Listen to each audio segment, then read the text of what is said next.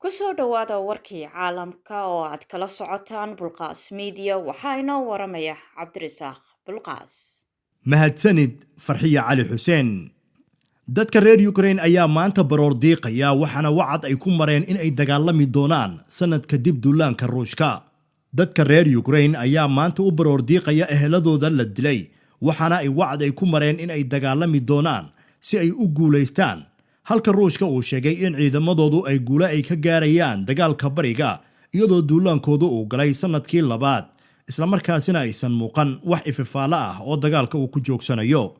madaxweyne Volodymyr Zelensky oo lagu waday inuu ka qayb galo shir online ah oo uu la yeelanayo madaxweynaha Mareykanka Joe Biden iyo madax kale oo ka socda galbeedka iyo Japan ayaa waxa uu sheegay in aysan Ukraine wax guul darro ah aysan soo food saarin sanadkaasi. hogaamiyayaasha ayaa la filayay inay ku dhawaaqaan cunaqabatayn cusub oo ka dhan ah Ruushka. waan u dulqaadanay nalagamana guulaysan ayuu yiri madaxweyne Zelensky isagoo wacad ku maray in Ukraine ay wax walba ay u samayn doonto si ay u guulaysato sanad kadib duulaankii madaxweyne Vladimir Putin uu ku soo qaaday wadanka Ukraine.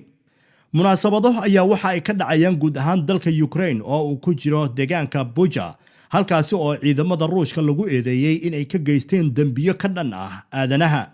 colaadda ayaa noqotay tii ugu xumayd ee Yurub tan iyo dagaalkii labaad ee adduunka. qaramada midoobeyna waxa ay goor dambe oo khamiistii shalay ah ay soo saartay qaraar lagu cambaaraynayo Ruushka. geesta kalena madaxweynihii hore ee Ruushka Dmitry Medvedev ayaa waxa uu sheegay in militariga wadankiisa ay tahay in ay ciidamada Ukraine dib ugu celiyaan xuduudka Poland. Ruushka ayaa wadahadal waxa uu kula jiraa shirkad Shiineesa wadahadalkaasi oo ku saabsan iibsashada 100 diyaaradaha aan duuliyaha lahayn iyadoo taariikhda la keenayo la sheegay bisha April inay tahay. wargeyska ka soo baxa wadanka Jarmalka ee lagu magacaabo Der Spiegel ayaa waxa uu wariyay warkaasi iyadoo aan wax ila ah uusan ka soo xigan. maalmihii la soo dhaafay Mareykanka, Jarmalka iyo dalal kale oo reer galbeeda ayaa uga digay Shiinaha inuu hub uu ka iibsado Ruushka dagaalka uu kula jiro Ukraine iyagoo sheegay in tallaabo kasta oo noocaasi ah ay cawaaqib xun ay yeelan doonto. Ruushka oo ku dulman cunaqabatayn ba'an oo ay reer galbeedku ay ku soo rogeen weeraradoodii dalkaasi Ukraine kadib ayaa la rumaysan yahay in ay hub ay ka iibsadaan Iiraan iyo waqooyiga Kuuriya oo ay ku jiraan diyaaradaha aan duuliyaha lahayn oo kuwii hore ah balse Shiinaha ayaa ilaa iyo hadda dhinac taagan. geesta kalena wasaaradda amuuraha dibadda ayaa waxa ay sheegtay inaysan ka warqabin wararkan ku saabsan wadahadal u dhaxeeya Ruushka iyo shirkad Shiineesa oo ku saabsan iibsashada diyaaradaha aan duuliyaha lahayn. waxaa jiray warar been abuur ah oo laga faafiyay Shiinaha kuwaasi oo ku saabsan arrintan. waa in aan ka digtoonaano ujeedooyinka ka dambeeya arrintan. afayeenka wasaaradda Wang Wenbin ayaa waxa uu u sheegay hadalkaasi warfidiyeenada. dowladda militariga ee Burkina Faso ayaa waxa ay ku dhawaaqday qorshe ay ku qoranayso 5,000 oo askari oo kale si ay gacan uga geystaan dagaalka ka dhan ah kooxaha mujaahidiinta. wasiirka gaashaandhigga Colonel Kasum Koulibaly ayaa waxa uu sheegay in askarta la qorayo ay da'doodu ay u dhaxayso 20 ilaa 35 sano jir ayna u diyaar garoobaan in ay ugu yaraan 5 sano ay ka mid noqdaan ciidamada. toddobaadka hor in ka badan 50 askari ayaa lagu dilay waqooyiga wadankaasi. ugu yaraan 15 kale ayaa lagu soo waramayaa in ay ku dhinteen isniintii weerar gaadma ah oo ay qaadeen maleeshiyaad gacansaar la leh Al-Qaacida iyo kooxda Daesh.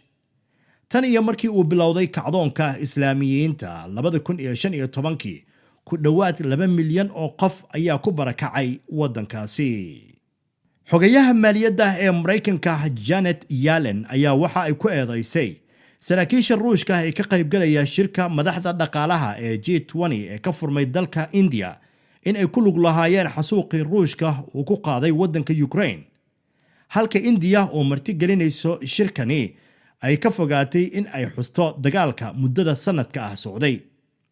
ra'iisul wasaaraha Hindiya Narendra Modi ayaa waxa uu ku booriyay hogaamiyayaasha dhaqaalaha inay diiradda saaraan muwaadiniinta ugu nugul adduunka iyagoo aan si toos ah u tixraacin dagaalka inkasta oo khilaafka iyo waliba saameynta uu ku leeyahay dhaqaalaha adduunka ay aad u badan tahay laguna wado in labada maalmood ee kulankani uu socdo in aad looga wada hadlo. Maraykanka iyo Shiinaha ayaa maanta yeelan doona wada hadallo heer ku-xigeen ah oo u dhexeeya saraakiishooda maaliyadda si ay uga wada hadlaan deymaha iyo arrimo kale oo ku saabsan kulanka maaliyadda ee G20 ama G20 ee India ka socda, sida ay laba ilo wareed ay wakaaladda wararka ee Reuters u sheegeen. Xogayaha maaliyadda ee Maraykanka Janet Yellen ayaa waxa ay sheegtay ka hor kulanka wasiirada maaliyadda ee G20 iyo guddoomiyeyaasha bangiyada dhexe ee u dhow markaasi Bengaluru in xiriirka u dhexeeya Maraykanka iyo Shiinaha uu muhiim u yahay caalamka oo dhan. Akhyaaray warkii caalamka oo aad kala socoteen Bulqaas Media intaasi ayuu inooga egyahay. Fadlan haddii aad ku cusub tahay page-ka Bulqaas Media ha iloobin in aad like-ta iyo follow aadna soo tiraahdo, balse haddii aad tahay macmiil soo noqday ha naga iloobin in aad share garayso warkan isla markaana wixii fariimo ah iyo commenti ah aad nala soo wadaagto. waad mahadsantihiin.